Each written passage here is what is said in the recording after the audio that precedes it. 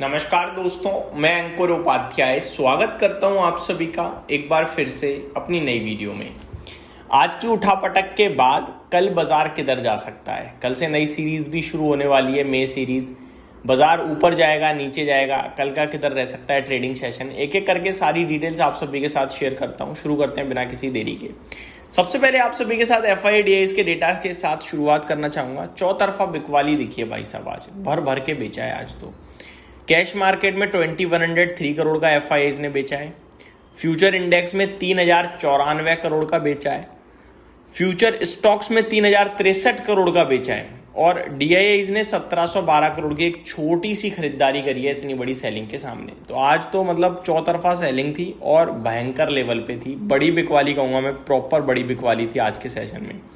अब सवाल ये उठता है कि इतनी बड़ी बिकवाली के बाद भारतीय बाजार किधर जाने को तैयार है, उस पर भी आएंगे, लेकिन उससे पहले ग्लोबल मार्केट्स का हाल देखते हैं। अमेरिका में डाउ 90 पॉइंट ऊपर जरूर है, बिल्कुल फ्लैटिश टाइप है, लेकिन नेस्डेक इंडेक्स में 1.25% से ज्यादा की गिरावट है आज। S&P 500 0.5% नीचे है। रसल 2000 1.25% से भी ज्यादा नीचे है। तो आज तो गिरावट दिख रही है अमेरिका में। यूरोपियन मार्केट्स में फिट्सी बिल्कुल फ्लैट टू पॉजिटिव है, डेक्स फ्लैट टू नेगेटिव है, लेकिन कैक में आधे % की गिरावट है। एशिया पैसिफिक देखा जाए तो आज जापान का बाजार 1% नीचे गया। Shanghai flat to negative, Hang Seng भी 1% नीचे था, कॉस्पी आधा % समथिंग ऊपर।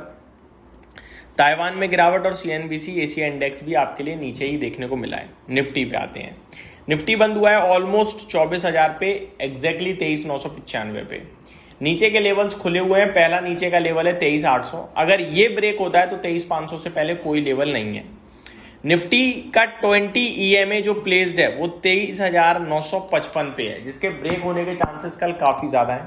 20 EMA नीचे में ब्रेक करने के बाद ऊपर में जो 20 EMA होता है वही रेजिस्टेंस बन जाता है और बाजार के नीचे जाने के चांसेस ज्यादा हो जाते हैं। बीते 3 दिनों से लगातार मार्केट ऊपर में ऑलमोस्ट सेम लेवल का टॉप बना रहा है, तो ये भी एक नेगेटिव साइन ही है। आज एक मतलब इनवर्स हैमर कैंडल फॉर्म हुई है, ये भी एक नेगेटिव साइन ही है। ऐसा लग रहा है बाजार 23,500 के पास ही आने को तैयार हो रहा है। 23,500 पे भी सपोर्ट लेगा नहीं लेगा कहना मुश्किल है। अभी थोड़ा डेंजर साइन आ रहे हैं मार्केट में। आगे आप सभी के साथ बात करूं, ये डेंजर साइन जो आ रहे हैं उसके पीछे बड़ा कारण है कच्चा तेल। कच्चे तेल में कहीं से कहीं तक कोई राहत नहीं दिख रही है, लगातार ऊपर की तरफ शिफ्ट होता हुआ दिख रहा है और ये बड़े साइन है नेगेटिव। कच्चा तेल इस समय $111 प्रति बैरल के भी ऊपर ट्रेड करता हुआ दिख रहा है। अगर US ईरान के बीच के विवाद की बात करी जाए तो यहाँ पे कोई भी ऐसा संकेत नहीं है जो आपके लिए पॉजिटिव साइड पे आए। अभी डिटेल्स क्या कह रही है एक बार पढ़ लेते हैं। US crude oil prices rose more than 3% Tuesday on report that President Donald Trump is dissatisfied with Iran's proposal to reopen the Strait of Hormuz. Iran ने कहा है स्ट्रेट ऑफ हॉर्मुज हम ओपन करेंगे, लेकिन उसके बदले आप हमारे ऊपर से सैंक्शंस हटा दो। जिसको प्रेसिडेंट ट्रंप ने कहा कि भैया देखो डील करनी है तो पूरी करो, ये टुकड़ों में तो नहीं होगी। मैं सैंक्शन तब हटाऊंगा जब आप पूरी तरीके से डील करोगे, जिसमें स्ट्रेट ऑफ हॉर्मुज मुझे ओपन चाहिए, यूरेनियम इनरिचमेंट जितना भी है वो मुझे दो या ख़त्म करो, जो करना है करो, और उसके बाद डील की बात करेंगे। ईरान चाहता है कि स्ट्रेट ऑफ हॉर्मुज हम ओपन करें, सामने से हमारे ऊपर से सैंक्शंस हट जाएं, लेकिन इसको लेकर प्रेसिडेंट ट्रंप पूरी तरीके से डिसएग्री करते हुए दिखे हैं। उन्हें पूरी डील एक साथ चाहिए, जिसमें उनकी 3 बड़ी चीज़ें हैं, रिक्वायरमेंट हैं। वो तीनों चीज़ अगर ईरान करेगा तो फिर डील आएगी, अदरवाइज नहीं आएगी। तो बाजार में थोड़े नेगेटिव साइन ज़्यादा हो गए हैं एज़ कम्पेयर टू पॉजिटिव। अब चलते हैं थोड़ा सा गिफ्ट निफ्टी की तरफ। गिफ्ट निफ्टी की बात करी जाए दोस्तों करंट सिचुएशन में, तो गिफ्ट निफ्टी आपको लाल ही दिख रहा है, लेकिन 24,035 पे है। लाल है 65 पॉइंट, लेकिन हमारे लेवल से ऊपर है। तो नेगेटिव तो हम सोचेंगे, बट ज़्यादा नेगेटिव नहीं सोचेंगे, क्योंकि गिफ्ट निफ्टी हमारे लेवल से तो ऊपर ही ट्रेड कर रहा है। ADR की बात करें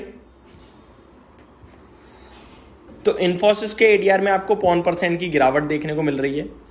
विप्रो का ADR बिल्कुल फ्लैटिश टाइप है। बाकी के ADRs का हमें कोई लेना देना ज़्यादा है नहीं ज़्यादा कुछ है नहीं। अब चलते हैं डायरेक्टली स्टॉक स्पेसिफिक। तो रिजल्ट सीजन चल रहा है, रिजल्ट स्पेसिफिक एक्शन भरपूर होगा। एक एक करके मैं आप सभी के साथ कुछ स्टॉक्स को डिस्कस करना चाहूँगा। पीरामल फार्मा के नंबर्स आते हुए दिखे हैं। नंबर्स की बात करी जाए तो मुनाफे से घाटे में आई है कंपनी। रेवेन्यू सिमिलर है एग्जैक्टली। मार्जिन्स पे प्रेशर आया है, कामकाजी मुनाफा घटा है। खराब नतीजे कहूँगा सिंपल। एमी फोटोवॉलिक के भी नंबर्स आते हुए दिखे हैं, 1 रुपये का डिविडेंड आया है। मुनाफे की बात करी जाए तो बढ़िया बढ़कर आया है, डबल हो गया करीब। रेवेन्यू में 70% की जंप है। मार्जिन्स फ्लैटिश टाइप है, हल्के से कम हुए हैं।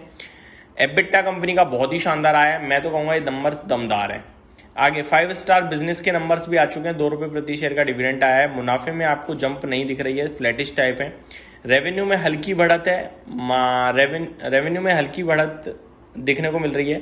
नेट प्रॉफिट आपके लिए घटा है थोड़ा सा, मज़ा नहीं आया दोस्तों, सिंपल भाषा में आपको बताऊं तो बेकार नंबर है। आगे गार्डन रीच शिप बिल्डर्स के भी नंबर्स आते हुए दिखे हैं। मुनाफा बढ़कर आया है, रेवेन्यू बढ़कर आया है, मार्जिन्स में इंप्रूवमेंट है, एबिटा बढ़कर आया है, 6 रुपये 70 पैसे का डिविडेंड है। और भी बहुत सारे नंबर्स हैं जो रिएक्शन देंगे कल अपने रिजल्ट्स के ऊपर, जैसे कि सीएट है, स्टार हेल्थ इंश्योरेंस है, गोडजिट है, फैटफिना है, ग्रीन प्लाई है, AWL है। ये सारे स्टॉक्स अपने रिजल्ट्स के ऊपर रिएक्ट करेंगे बंधन बैंक के। कल जहाँ जहाँ नंबर्स आने हैं वो भी एक बार मैं आप सभी के साथ डिस्कस करना चाहूँगा। कल का रिजल्ट कैलेंडर बड़े नामों में, स्पेशली बड़े नामों में देखें आप अगर तो Bajaj Finance, Vedanta, Indian Bank, Waaree Energies, Federal Bank, IOB, Schaeffler India, Motilal Oswal Financial Services, Business Space, Mind Space Business, Navin Fluorine, Force Model, IIFL Finance, Granules India, Syngene International. ये कुछ बड़े नाम हैं जिनके रिजल्ट्स आपको आते हुए दिखेंगे। इस वीडियो में सिर्फ इतना ही। Thank you so much for watching this video. Good night guys.